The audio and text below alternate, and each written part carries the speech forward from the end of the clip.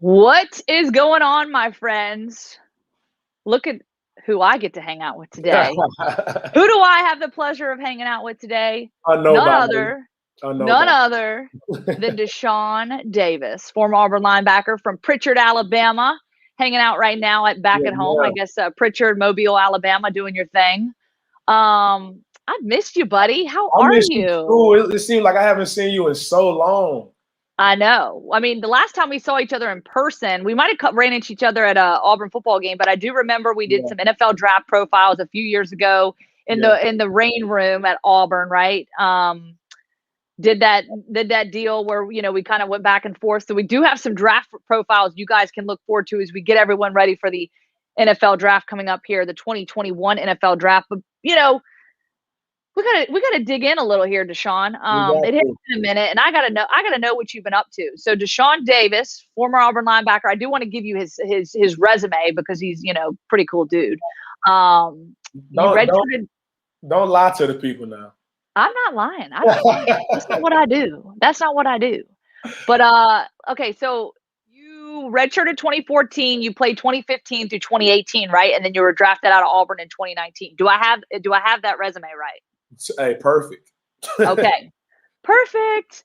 And then, of course, you are the life of the party. As I've always mentioned to you, you're so good at this. And when your football career is over, which we hope is not anytime soon, keep on keeping on. But you're going to be on this side of things, doing your thing, because we love having you on. We love talking to you. You're Hey, always a wealth of maybe knowledge. we can team up.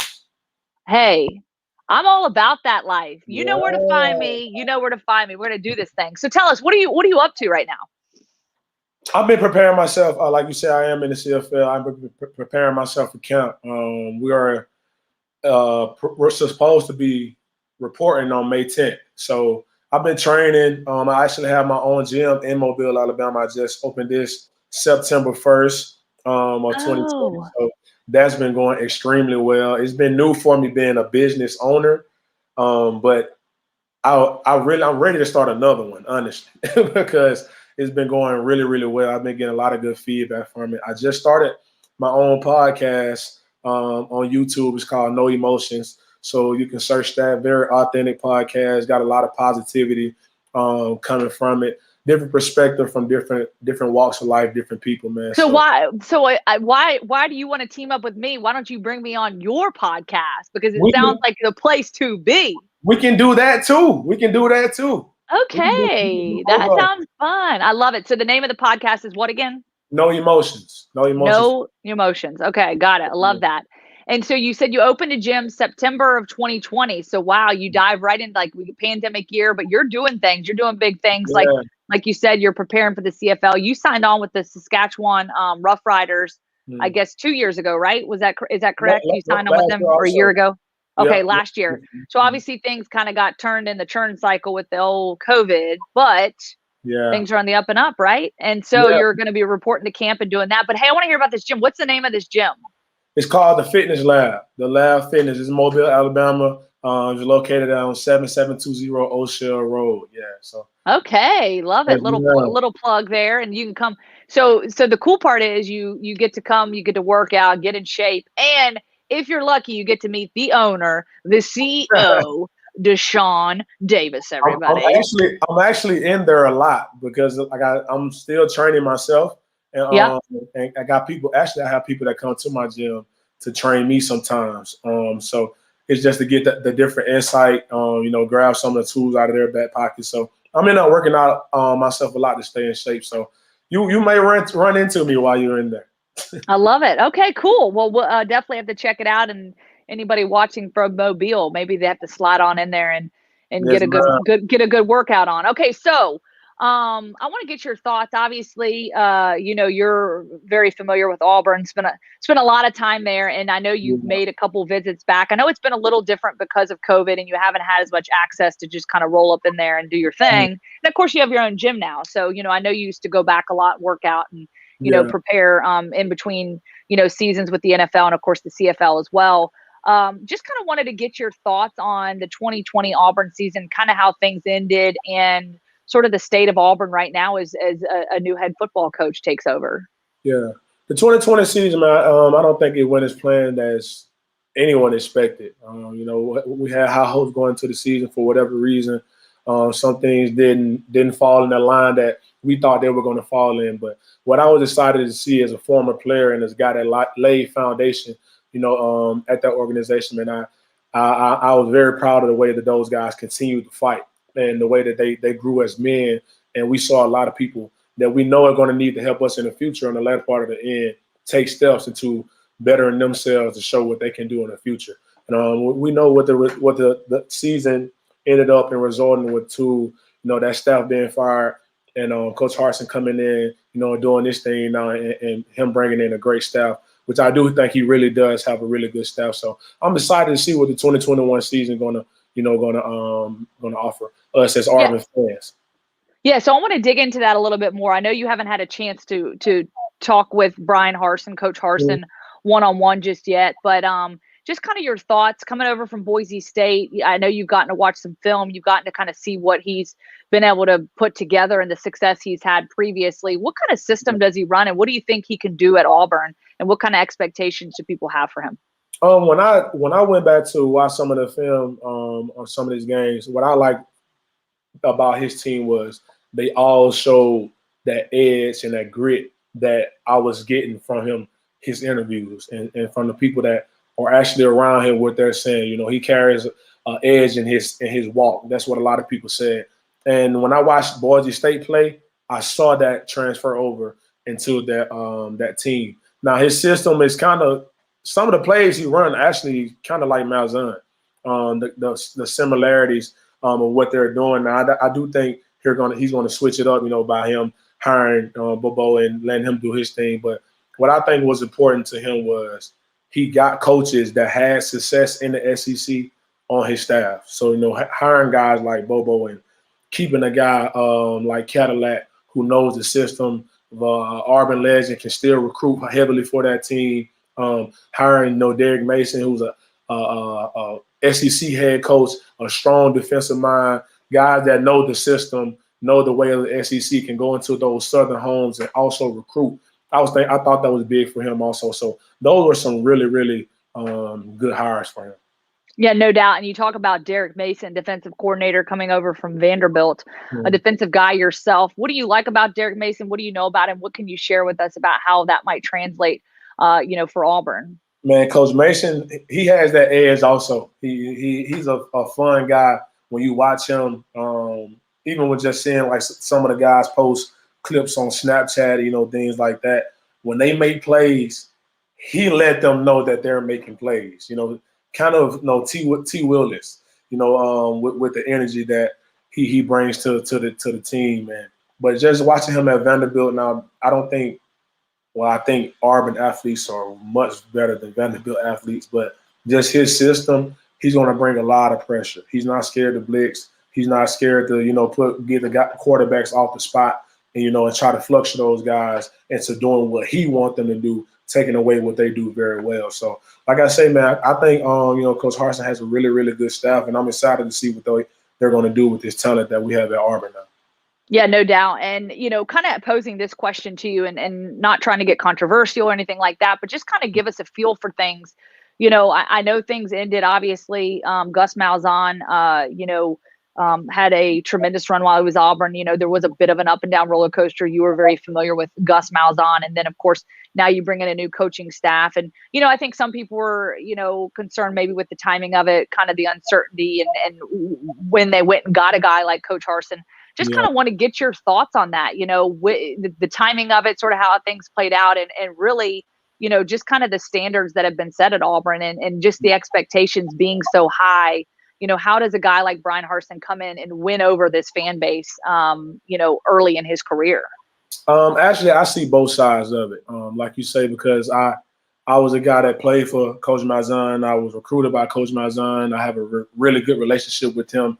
His wife, his family, Miss Christie, is like a mother to me in a way. So it was kind of hard for me to accept the fact that he's not going to be there anymore. But like I said, I don't think Malzahn is a bad coach. I think he's a really good coach. Like him, like everyone, we have our problems. We are stubborn sometimes. We have our ways, and adjusting kind of caught up to him in a way. I think at during his Auburn tenure. But like I say, I think he's a good coach. He's definitely gonna go to UCF and win. But on the Auburn side of it, as a fan, stepping back from the player view and looking at the entirety of the fan base, Auburn fans felt like they needed to change. It was like people weren't excited to see Malzahn walking down Tiger Walk. Now, us as players, because we know him, we were still cool with it, but the fan base wasn't cool with it because, like I say, it's hard to coach at Auburn. It's hard to play at Auburn because being at Auburn demands greatness.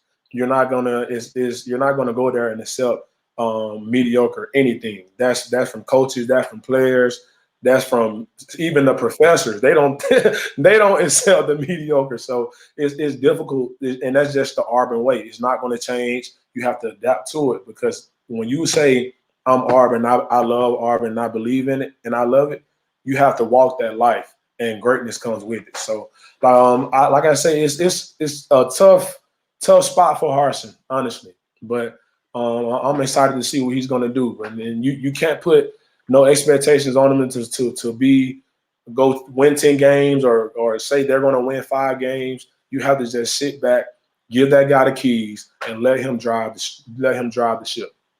I love that. Great perspective. I love how you tie it in on both sides because I know certainly as someone yourself who, was recruited by Gus Malzahn and a big part of that. And, love Miss Christie as well. And, such a great family. And I agree with you. I think he's going to have a lot of success at UCF. And, I remember talking to Christy and I had texted her and I said, hey, you get season tickets to Disney World. Let's go. Who can't love that? I know she's not complaining about that at all. Oh no. The warm weather, season tickets. I say that, she's got the grandbabies now and, Gus, of course, too. So I know they'll have a lot of fun with that, but I do think you'll have a lot of success there. Really excited to see what Coach Harsin can do here as well. And obviously I think you hit the nail on the head, brought in a great, coaching staff, some new guys, obviously keeping Cadillac Williams knows the system. I think that's going to be, pay dividends for them. Who are you most excited to watch this upcoming season? If there are a couple of players or even units that you're excited to watch this season to see the grow and develop, I know it's going to be, there's going to be some growing pains, but who kind of stands out to you or what, position group are you really excited to see thrive? As a fan, as an Auburn fan, you have to be crazy if you're not saying you're excited to see number 4 back on the field. That guy is special. Like, he's, as a freshman, he could have, if it was possible, I would have left. I would have entered the draft and just took my chances. He has that type of ability. But as a former Auburn player, and especially as a guy that plays defense on that side of the ball, I'm excited to see that defensive line.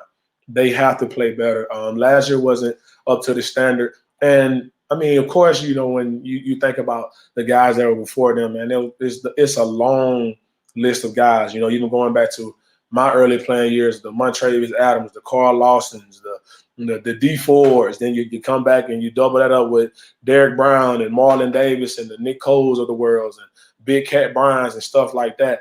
When you see those type of guys, you kind of expect it all the time. So it's kind of unfair to those guys to say that they have to walk in those shoes, but that goes back to me making that statement of saying this is why you choose Auburn. You choose Auburn because you want to be in that great category. So if you're going to step into those shoes and carry it the right way. So that, like I say, and this is me challenging those guys even more to say that they have to play better. So I'm excited to see if that defensive line is going to take that step and what those guys have been doing in the offseason to see if we get better production out of that unit. Yeah, and I love what you said. Number 4, man, Tank Bigsby. He is an impressive young man, and I think the future is bright for him. For sure, man. That guy, he has that game-changing ability to just give him the ball and just you really almost don't have to block long because he's breaking almost the first 3 or 4 tackles. You normally hear about a running back, making the first guy miss. No, that guy makes the first 3 guys miss. So it's almost like just get in the way, and he's going to guarantee you 10 yards per carry. Yeah, no doubt about it. All right, before I let you go, the NFL draft coming up soon. We obviously did some draft profiles. You guys can check those out. We'll be putting those out on our YouTube and Facebook channels. Deshaun Davis breaking those things down, giving us some good insight on each of the guys that are expected to be drafted, or at least have a good, good shot at it. Just of the handful of guys that are, up for the NFL draft, have a good opportunity to do some big things at the next level. Who are you most excited about to see play at the next level? I give you a dose of both sides of the ball. Of course, I'm excited to see KJ Britt. That's a guy who was in my room, played linebacker with me, all type of stuff like that. That's a little brother for me. So, man, I want to see him get his name called. On the offensive side of the ball, I speak about Seth Williams. A guy who's dynamic with the ball in his hands. When it's in the air, he's even better. Seems like torquing his body to make those contested catches. So me knowing those guys personally and knowing those their background story, I'm really excited to see them. But if you want to hear more insight, you gotta watch the draft profiles. Duh. That's right. Plugging it away. Hey, I told you, Deshaun. I said, man, when that football career's over, you got to be hanging with us. I love to hear it. You've got a gym. You're doing some big things as an entrepreneur. I know you said you graduated. You did some communication stuff at Auburn. So, of course, this is a natural fit for you. You've got your podcast. Go check that out. Definitely excited about that. Big things in the future for you. And, a few minutes ago, before we jumped on this live feed, we were talking about dancing. And so I'm going to put you on the spot because we're live right now. And Clay, behind the scenes, is the only person that has the opportunity to hit the exit button. And I don't think he's going to do that to me. Now, I know you said you got to have music. What I do is I kind of play it in my head. Problem is, there's those like copyright claims, and sometimes you get that music going and, you just don't know. But with that being said, I need to get a little, what is the go-to Deshaun Davis dance move when you want to get loose? Let's go. Whatever comes, it just kind of comes out. You throw a little old school in there. You got to show old school people. Everybody not in tune with the new stuff. So. I'm not in tune with the new stuff. I'm also way older than you, Deshaun. Okay, way older than you. You look great. Hey, I know. Well, my makeup is really done up today, y'all, because I had a shoot before this. So I got those curvy lashes on. But hey, this has been fun. You're always fun to hang out with. I know you said May 10th you'll be reporting to Canada, to Saskatchewan. Yeah. I'm excited about that. What does the season look like for you? What does that look like as you get ready? To my training? Yeah.